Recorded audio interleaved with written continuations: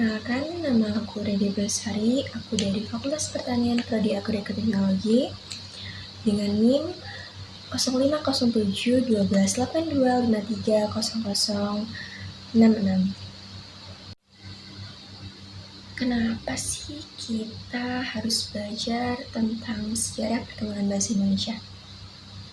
Coba kalian pikirin, setiap hari kita ngomong, baca, nulis, pakai bahasa Indonesia kan?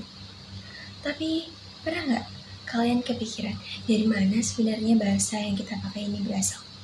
Apakah bahasa Indonesia emang sudah dari dulu seperti ini? Atau ada cerita panjang di baliknya? Nah, justru disinilah pentingnya kita ngerti sejarah perkembangan bahasa kita sendiri. Karena bahasa, kenapa sih banyak orang mengabaikannya? Yang pertama itu, banyak orang menganggap belajar perkembangan sejarah bahasa Indonesia itu nggak penting. Banyak sekali anak muda yang berpikir, ngapain sih belajar perkembangan bahasa Indonesia? Kan yang penting bisa ngomong, bisa baca, dan bisa nulis. Padahal kalau kita nggak tahu asal-usul bahasa kita juga nggak tahu identitas kita. Bahasa itu ibaratkan pohon. Kalau kita nggak ngerti akarnya, bisa-bisa pohonnya itu gampang goyah. Nah, yang kedua itu adalah pengaruh bahasa asing yang terlalu kuat.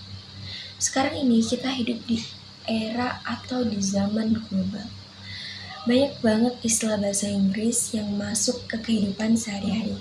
Bukan berarti itu salah, tapi kita jadi kebablasan. Misal, orang lebih sering menggunakan deadline daripada batas waktu, atau konten kreator daripada pembuat konten. Nah, kalau terus-menerus seperti ini, lama-kelamaan bahasa Indonesia bisa semakin tergeser. Nah, yang ketiga itu kita mulai kehilangan rasa bangga terhadap bahasa sendiri. Karena terlalu sering menggunakan bahasa asing atau mencampur adukan bahasa, secara nggak sadar kita jadi merasa bahasa Indonesia itu kurang keren atau kurang gaul.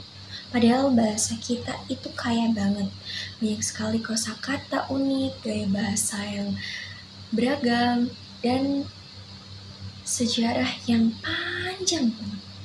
Kenapa sih kita penting banget mempelajari sejarah perkembangan bahasa Indonesia?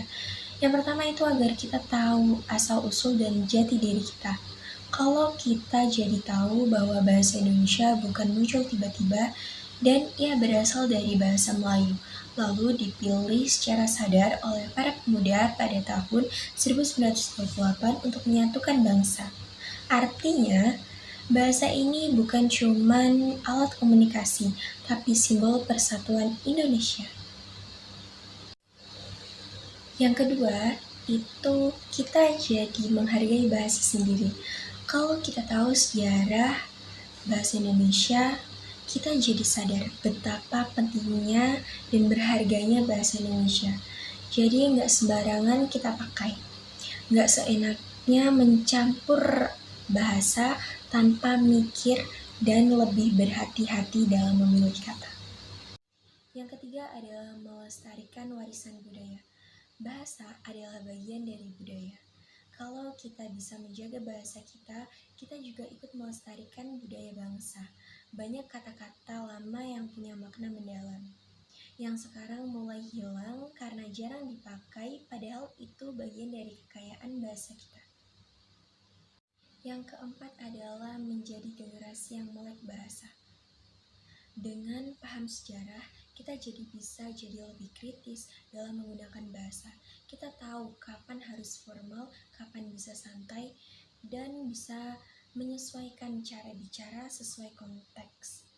Kita juga bisa bantu edukasi orang lain soal pentingnya bahasa yang baik dan benar.